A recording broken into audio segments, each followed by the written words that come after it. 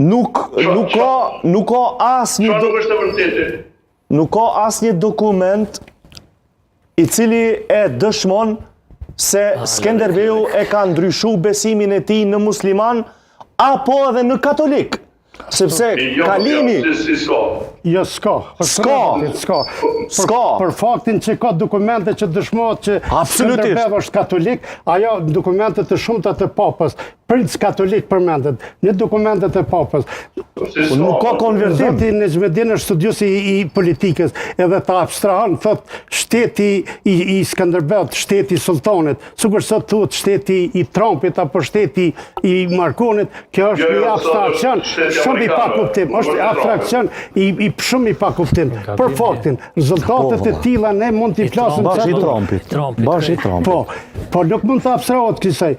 Shqo, beslidhja ose lidhja e princërve arbror, ti duhesh ta kuptosh mas pari faktin që besoj që e din arsyn pse është thirr.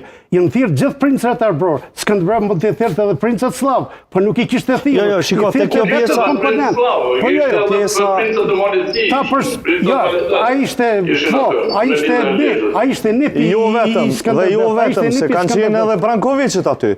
Kanë qenë edhe hungarezët pjesë. Jo, në Kuvendin e Lezhës jo. Po, absolutisht se kanë qenë, profesor, për dokumentet që kemi lexu edhe kemi pa, e që flitet prej Dugagjinve, prej Balshave, prej...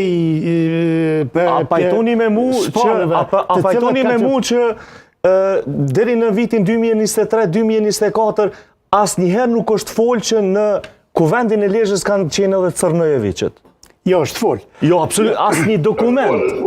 Asnjë dokument, veç për negjën e pa ta kështu. Çfarë filmi propagandistik s'ki po vetëm për negj. Po e din që lufta e Donës, vitin 1447, është bërë me pretekstin që Skenderbeu në saj të drejtës ja jepte Kuvendi i Lezhës, që se gjitha territorët që i përkasin Kuvendit të Lezhës, ato nuk mund të jepshin feudalët e tyre, princët e tyre nuk mund të jepshin. Dhe e din që Dania i ju dha e mor Venedikun sajt asaj që princi i saj Lek Zaria kishte ndruar jetë dhe gruaja e tij bashortja në mënyrë të njanshme ja dha e dorëzoi Venedikut, por Skenderbeu ndryhini nën autoritetin e Kuvendit të Lezhës. Ishte Kuvendi autoriteti, edhe këtë e shfrytëzoi Skenderbeu, edhe hyre në luftë. Po ishte, shiko, Kuvendi i Lezhës ishte një lidhje, një aleancë mes princësh.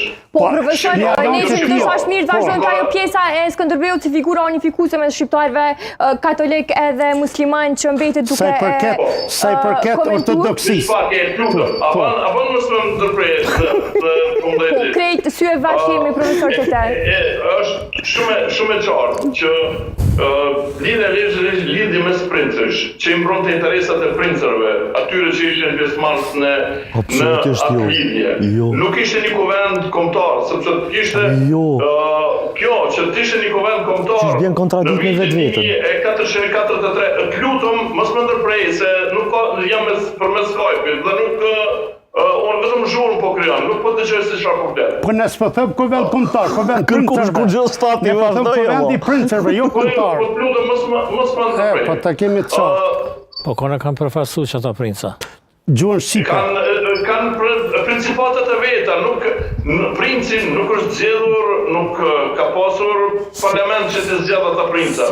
Si ka vota të Nexhmedin.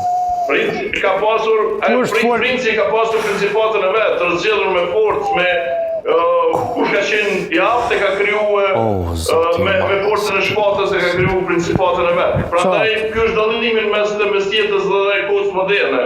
Në kohën moderne ekzistojnë parlamentet që zgjedhin udhëheqësit e tyre në mënyrë demokratike, më pak demokratike, por nuk mundet më krahasu mes jetës me kohën moderne.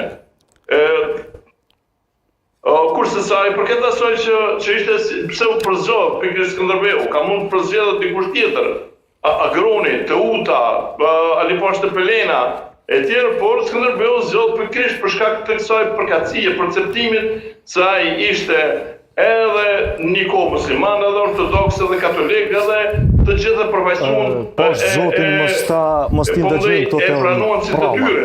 Për krishterët ishte Gjergj, për muslimanët ishte Skënder. Exona.